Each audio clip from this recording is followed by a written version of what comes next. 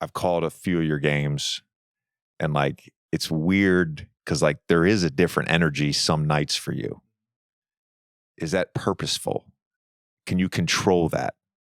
No, you can't control it. It's just finding the new motivation for the day.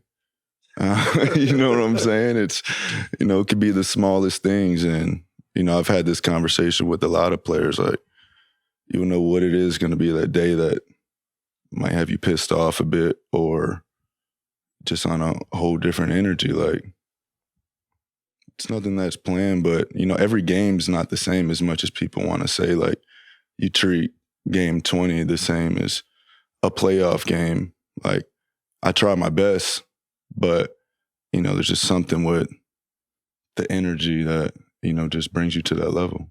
The static energy, the static motivation. Mm-hmm.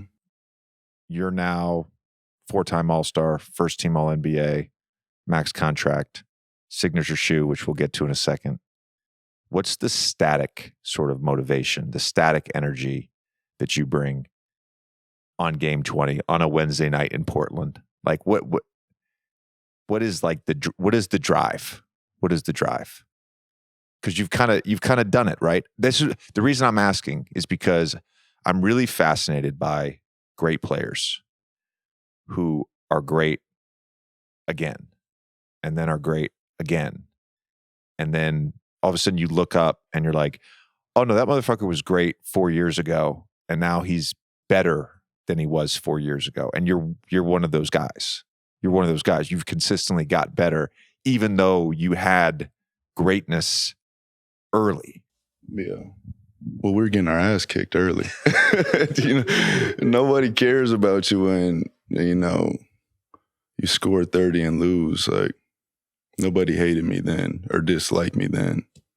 Like that comes when you start winning games. Like, I guess when you're some sort of a threat, I would word it as, but it's in music, it's in every industry. I just feel like early on, when you're out the way and just doing your thing, people are cool with it. But, when you turn into a threat, I feel like that's when you start hearing about yourself. There's like a narrative around that, mm-hmm. right? And we were talking earlier, and you said to me, you were like, people think I didn't talk shit till we started winning. And I just want to let the audience know that Devin Booker, as a rookie, was talking shit to me from day one. That's who you've down been. 20. Down 20 in the Staples Center. Yeah. It's funny because CP, when I his first year here, when I talked to him, he's like, "No, Devin's a psycho," and I'm like, "Yeah, no, I saw that in 2015, 2016. I saw that right away." Yeah, I'd say I don't know where that came from, where I just started doing it as of late, but I feel like, trash talking is a lifestyle. It's something that, the environments that I grew up in, we've been doing that since we say yay high. You know what I'm saying? Since I was this tall, like in everything we did though, not just basketball. So I've been around some creative, witty guys that, have delivered some of the best lines ever in my dad's open gym. And, I've heard some great things in the NBA, but, there's an art to it. There's obviously been some back and forth with you and Luka. Uh-huh. And I had a conversation with RJ and Legler. I don't know if it was the end of last season or the beginning of this year, but we talked about how there are essentially no more rivalries in the NBA. And some of that, I think, is because there's more player movement. And so the same teams, we're not getting the Heat versus the Knicks 4 straight years in the playoffs. We're not getting the Bulls, Jazz. I mean, obviously we had the Cavs, Warriors, but right now there's so much parity and so much player movement. We're not seeing that as much. Do you have any insight as to why you don't think there are as many player rivalries or team rivalries in the NBA today? And also, by the way, do you think it would be good for the NBA if there was more? more shit talking between certain players, more shit talking between certain teams?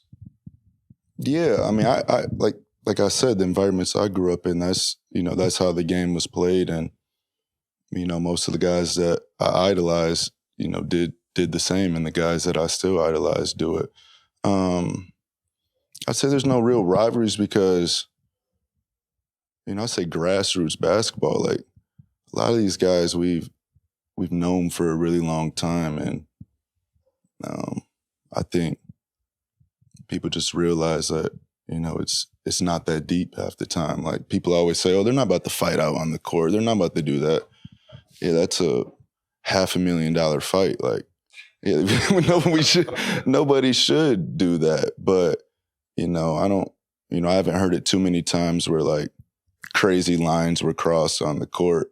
But it has happened, and I've seen people handle it behind the scenes in the correct way, like men should. But it's usually not that deep. To one of your teammates recently.